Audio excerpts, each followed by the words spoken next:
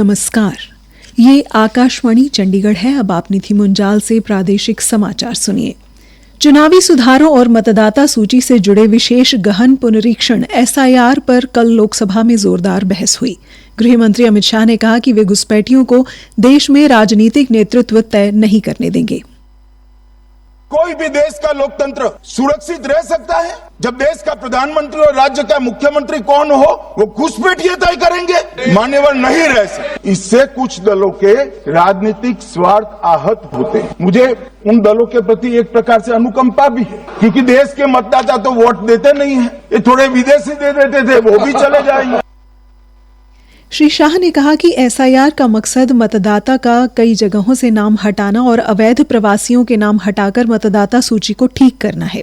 श्री शाह ने कहा कि देश को फिर से बांटने के लिए भौगोलिक परिवर्तन की अनुमति नहीं दी जा सकती।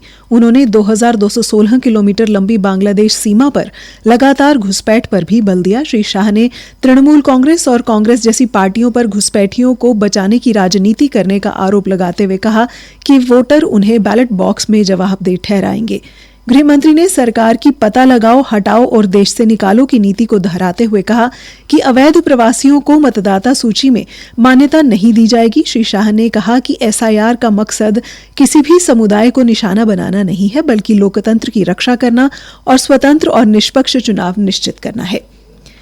नागरिक उड्डयन महानिदेशालय DGCA ने गुरुग्राम सहित स्थित इंडिगो के कॉर्पोरेट कार्यालय में एक विशेष निगरानी दल का गठन किया है। DGCA ने एक आदेश जारी कर इसकी घोषणा की।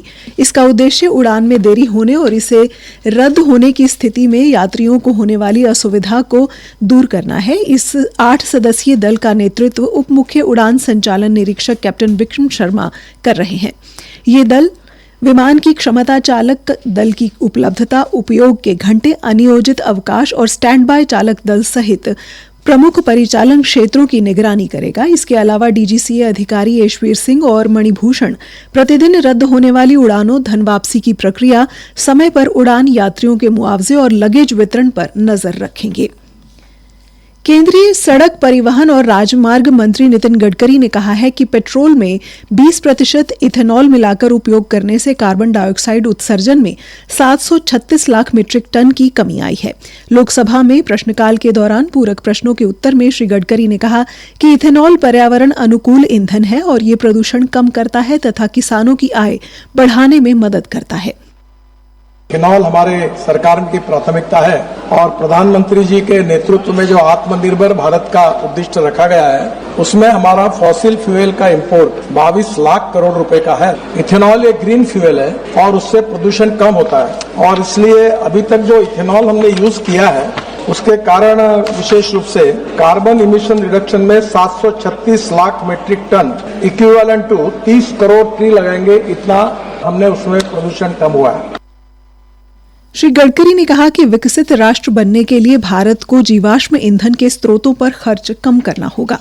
भारतीय जनता युवा मोर्चा ने जींद के चौधरी रणबीर सिंह विश्वविद्यालय प्रांगण में कल मॉक संसद का आयोजन किया, जिसमें भारतीय जनता पार्टी के प्रदेश अध्यक्ष मोहनलाल बड़ौली ने मुख्य अतिथि के तौर पर शिरकत की। श्री बड़ौली ने युवा कार्यकर्ताओं को संबोधित करते हुए उन्हें देश हित में चल रहे देशव्यापी स्वदेशी अभियान में महत्वपूर्ण भूमिका निभाने के लिए प्रेरित किया। इस मॉक संसद में जींद के आसपास के 14 जिलों के युवा कार्यकर्ताओं ने पक्ष और विपक्ष की भूमिका निभाकर स्वदेशी अपनाने को लेकर गंभीर चर्चा करने के बाद ये संकल्प लिया कि समाज में स्वदेशी को लेकर जन जागरूकता अभियान चलाएंगे। बाद में पत्रकारों से बातचीत में श्री बड़ौली ने बताया, देश के गृह मंत्री, सहकारिता मंत्री अमित शाह जी का 20 दिसंबर को पंचकुला में एक बड़ा आयोजन होगा और पूर्व प्रधानमंत्री भारत रत्न अटल बिहारी वाजपेयी जी का जो हम 25 दिसंबर को सुशासन के रूप में पूरे देश में आयोजन करते हैं।